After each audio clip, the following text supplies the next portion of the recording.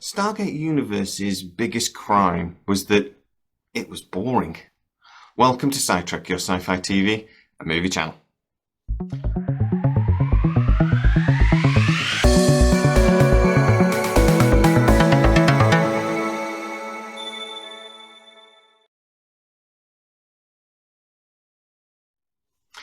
So here we go. I am responding to Matt's video from Tuesday, there'll be a link in the description, where he argued that SGU was a masterpiece, that it was very underrated, and he doesn't understand why anybody would dislike it. Right, so first of all, I'm going to say, I don't hate Stargate Universe.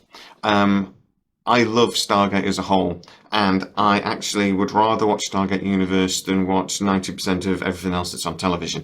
I actually love Stargate Universe, but it is the weakest out of the franchise, and I can't help but be a little bit angry at it because it is the show that ended the franchise. Welcome to the Destiny, General.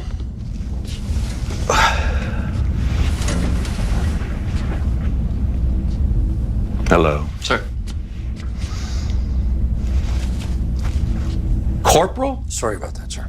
But there are reasons why I am angry at Stargate Universe, and some of these reasons are why, if Brad Wright didn't showrun the next series of Stargate when it finally makes our screens, that I might not be that angry about it, because even though he showrun my favourite TV show ever, Stargate SG-1, he also did SGU. But by the way, guys, if you are new to the channel, please like, subscribe, hit that bell notification. It really helps us out. Also, if you enjoy the content, please consider becoming a fully fledged Sci-Trekker and hitting the join button.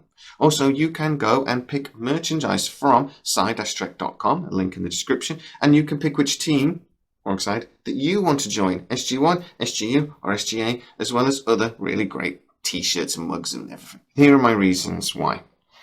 For one, and this is, again, the biggest crime Stargate Universe made, is that it was boring. The joy was missing. The humour was missing. In Stargate Atlantis, we had the relationship between Shepard and McKay, and Ronan at times. You shot me! Yes, Rodney, I shot you, and I said I was sorry. You shot me too. I'm sorry for shooting everyone. There was that constant bouncing off each other and that humour. SGU completely lacked that. There were a few good characters in Stargate Universe. I really did like Eli Wallace, and I hope they go and save him. I really liked Rush's character. He was the guy you love to hate. But there was a lot of characters in Stargate Universe that were distinctly forgettable. I actually forgot that an actress I absolutely adore, Ming-Hua Wan, was even in this series until I watched it again about a year and a half ago. Colonel Young's character was at times very dramatic, very well acted, very well written, but a little boring. His relationship with Rush was one of anger and near hatred at times. There was no joy in it. If you think about Shepard's character with McKay, how, at times Shepard wanted to punch McKay in the face, but the banter between them was at times very funny. There was none of that in Stargate Universe. Eli was at times the comedy value, but it wasn't really ever laugh out loud funny. But when we were walking over that last dune, I thought I saw the Statue of Liberty sticking half out of the sand. Just for a second there. He was trying to find his way in a place where he was being bullied quite a lot by Rush. Now, you could say that was because the situation they were in was very serious and there was no time for humour. But I can tell you, in lots of the jobs I've had over the years, I've worked in very stressful situations. And for me, as soon as a situation becomes very stressful, people's dark sense of humour does tend to come out. People do tend to crack jokes that in other situations would be very inappropriate. But humour does come through. Humour is a coping strategy. People do make jokes to try to cope with what's going on. They seem to forget about that in SGU. I also felt, watching Stargate Universe, that Brad Wright and Joseph Malozzi and everyone else that was involved had seen Battlestar Galactica and were obviously very impressed by it. They seem to have been inspired by that when they then went in to make SGU. The style of SGU is very different to what we'd seen before. It was a lot darker. They used music and sound very differently. The pace of the show was very different. It did seem that they were inspired by what they'd seen Battlestar Galactica doing, and maybe, if I'm being cynical, they wanted to do something with a bit more art than what they'd done previously.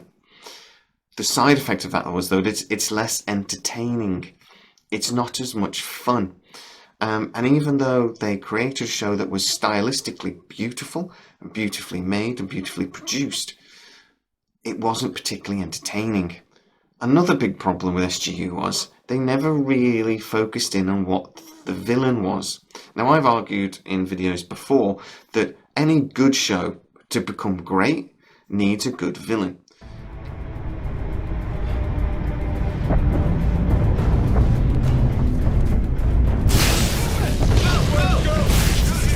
Return fire. It was one of the things that SG-1 did best, that they kept creating new villains. There was always some new bad guy for them to go and worry about. SGU, they had villains, but they were forgettable. I would have to Google it now to tell you what they were called. But there was one big problem with SGU, and one thing that nobody can really argue against. It never got the time it deserved to develop. For one, towards the end of Series 2, it was becoming more entertaining. It was building up a bit of pace. It was getting a bit of momentum. Definitely halfway through Season 2, it became far more watchable, and boring is not a word that could be used to describe it. I would also argue that lots of TV shows take a while to get going. That the first season, you have to tell so much story, you have to get to know all these new characters. There is a lot of development that needs to happen in a new series.